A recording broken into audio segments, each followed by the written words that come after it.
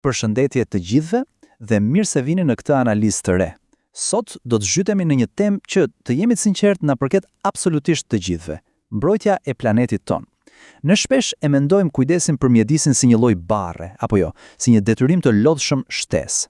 Por ky udhëzues që po shqyrtojmë sot na fton ta shohim krejt ndryshe. Na fton ta shohim këtë si një mundësi fantastike, si një detyrë qytetare që realisht forcon komunitetet tona dhe na bën bashk. Mendojeni pak kështu.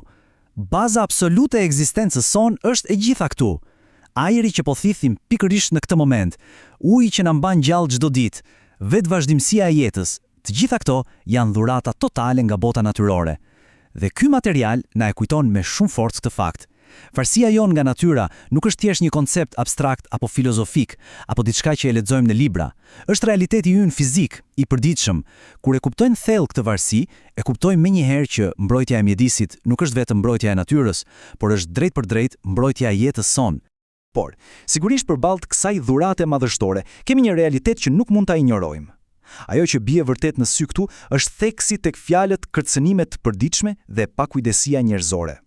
Pra, nuk po flasim për katastrofa të mëdha natyrore që vijnë nga hiçi, po flasim për dëme që ndodhin nga neglizhenca jonë. Pyjet që priten aty pranë qyteteve tona, lumenjit lokal që mbushen me mbeturina. Kjo është një thirrje vërtet zgjimi. Kjo na tregon se rreziku nuk është thjesht një krizë atje larg në një kontinent tjetër, është këtu, në peizazhet tona lokale, pikërisht aty ku ne ndërtojmë jetën dhe lagjet tona. Duke e pranuar këtë, ne tashmë kemi hedhur hapin e parë për ta ndryshuar atë. Atëherë, si duhet ta shohim ne natyrën?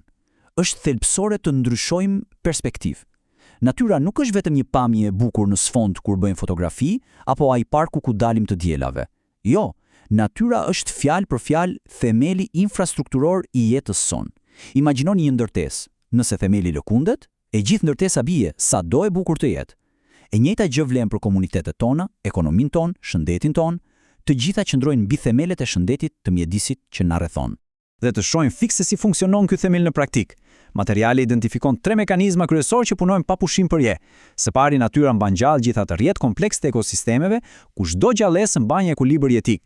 Së dyti, dhe kjo është super e rëndësishme, rregullon klimën.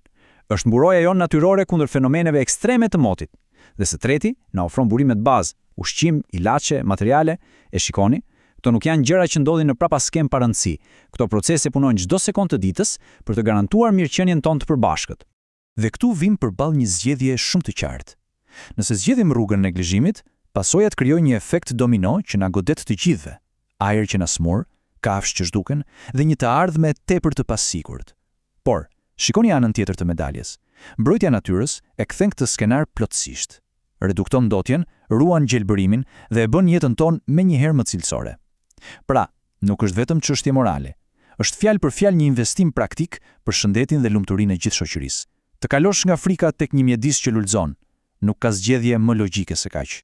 Nëse i hedhim një sy kësaj tabele, mund të shohim qartë se si çdo veprim i mirë kthehet menjëherë mbrapsht tek ne. Nuk ka asgjë abstrakte këtu.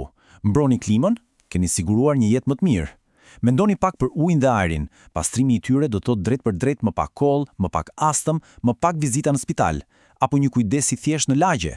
Ju jep atë ndjesinë e mrekullueshme të të jetuarit diku pastër dhe bukur. Është një formulë fituese. Detyra jonë qytetare rrit standardin e jetesës për absolutisht të gjithë rreth nesh. E dini, ka një gjë që shpesh e kalojmë pa u menduar gjatë, ndikimi ynë i përbashkët. Çfarë dua të them me këtë? Në natyrë, askush dhe asgjë nuk është vërtet e izoluar. Çdo zgjedhje që bëjmë ne lidhet ngushtë me atë të fqinjit ton. Ne të gjithë marrim frym nga po i njëjti ajër, i njëjti rrjet ujor kalon nëpër rubinetat tana. Pra, nëse bëjmë diçka të mirë ose diçka të dëmshme, ai veprim krijon valëzime që e prekin patjetër gjithë komunitetin. Jemi të gjithë në të njëjtën varg. Tani, le të thyejmë pak disa mite, sepse ky material bën një punë fantastike për t'i sqaruar ato. Miti i parë, dhe ndoshta më i rrezikshëm. Ndotja është problemi i dikujt tjetër, le ta zgjidhë qeveria. E po, kjo mendësi është problemi. Merrni një shembull banal, një shishe plastike e hedhur në trotuar. Ajo s'do aty. Era dhe shiu mund ta çojnë në puset, pastaj përfundon në lumin e zonës dhe në fund ndodh burrimin tonë të përbashkët të ujit. Mjedisi është treguesi më brutal dhe më i drejtë për drejtë që të gjithë ne jemi të lidhur fort me njëri tjetrin. Asgjë nuk është e dikujt tjetër. Dhe këtu narrativa bëhet vërtet inkurajuese. Shpesh kur dëgjojmë lajmet për krizën e klimës në nivel global, Ndjehemi plotësisht të pafuqishëm, apo jo? The me vete, çfarë mund të bëj unë për të gjithë planetin? Por ja ku është sekreti. Zgjidhjet e këtyre problemeve gjigante fillojnë fiks tek porta e shtëpisë sonë. Fillojnë në kuzhinën tonë, në mënyrën se si e menaxhojmë oborrin, në rrugën e lagjes. Atje ndodh magjia e vërtetë e ndryshimit. Gjë që na çonte miti i dytë popullor. Një person vetëm s'mund të bëjë asnjë ndryshim. Imagjinoni sikur të gjithë njerëzit në botë mendonin kështu, sigurisht që s'do lvizte asgjë. Realiteti është se revolucioni më i madh për planetin nuk vjen nga një ngjarje vetme spektakulare. Ai vjen nga grumbullimi i milionave, miliona vendimeve të vogla e të përditshme. Të mbyllësh çezmën teksa lën dhëmbët, të fikësh dritën kur del nga dhoma. Forca jon kolektive është thjesht shuma e këtyre zgjedhjeve të vogla individuale. Dhe miti i tretë. Ky është ai ku njerëzit shpesh dorëzohen pa aprovuar. Ekologjia është shkencë e komplikuar, është për akademikët. Absolutisht jo. Mbrojtja e mjedisit është gjëja më aksesueshme që ekziston. Nuk ju duhet asnjë diplomë e veçantë, nuk duhen buxhete marramendse. E gjitha fillon me ndërgjegjësim të thjeshtë brenda familjes. Të mëdhenjët e vegjël mund të krijojnë zakone që vlejnë shumë. Çdo kush nga ne ka fuqinë e plotë të bëhet një lider i vërtet ndryshimi brenda komunitetit të tij. Okej, deri tani folëm për rëndësinë dhe rrëzuam mitet. Por çfarë do të bëjmë konkretisht? Nga t'ja fillojmë? Ajo që më pëlqen të ky shpjegim është se nuk na lë vetëm teori, por na jep një hartë rrugë shumë praktike. Shikoni sa hapa të thjeshtë dhe të zbatueshëm janë këta. Nuk ka nevojë për sforcime heroike. Thjesht të mbash mbeturinën në dorë derisa të gjesh një kosh, të ndash plastikën, të zgjedhësh të mbjellësh një fidan, apo të bësh një xhiro me biçikletë në vend që të ndezësh makinën.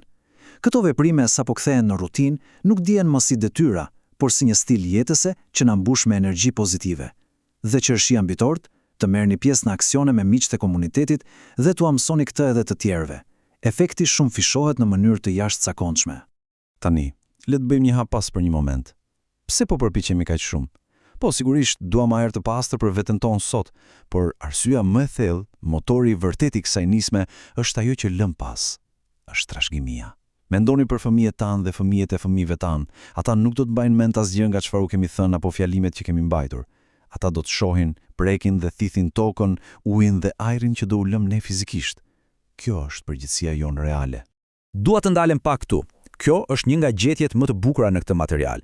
Ne shpesh e lidhim fjalën patriotizëm vetëm me ngjarje historike, flamoj e festa kombëtare, por ky vizion e afron atë në diçka tepër të prekshme. Si mund ta duash vendin tënd nëse nuk respekton vetë tokën e tij? Të jesh patriot i vërtet do të thotë të kujdesesh fjalë për pemët, lumenjt dhe malet e atij vendi. Është një thirrje briljante që e kthen mbrojtjen e natyrës lokale në formën më të lartë dhe më fisnike të detyrës sonë qytetare. Dhe kjo thënie, sinqerisht i përmbledh të gjitha.